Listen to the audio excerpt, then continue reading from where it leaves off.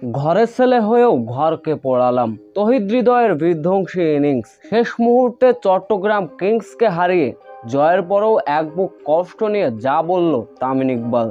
বিস্তারিত জানতে ভিডিওটি না টেনে সম্পূর্ণ দেখার অনুরোধ রইল। হারলেই সুযোগ থাকবে, জিতলেই সরাসরি ফাইনাল খেলার সম্ভাবনা। তবে শেষ পর্যন্ত আগে ব্যাটিং করতে নেমেছিল চট্টগ্রাম কিংস। শামীম হোসেন পাটোয়ারির ৭৯ রানে ভর করে ফরচুন বরিশালকে ১৫০ রানের লক্ষ্যমাত্রা ছুড়ে দিয়েছিল চট্টগ্রাম কিংস।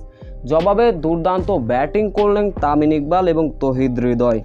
ব্যক্তিগত ২৯ রানে সাজঘরে ফিরলেন তামিম ইকবাল। এরপরে অনবদ্য ব্যাটিং করলেন তহিদ হৃদয়। তুলে নিয়েছিলেন ৪১ বলে 50-র দেখা। তার সঙ্গে অবশ্য যোগ্য সঙ্গী দিয়েছিলেন ডেভিড মালান। তবে শেষ পর্যন্ত তহিদ হৃদয়ের ৮২ রানের দুর্দান্ত একটা ক্যামিও ইনিংসে ভর করে ১৬ বল হাতে থাকতেই জয়ের বন্দরে পৌঁছে যায় ফরচুন বরিশাল।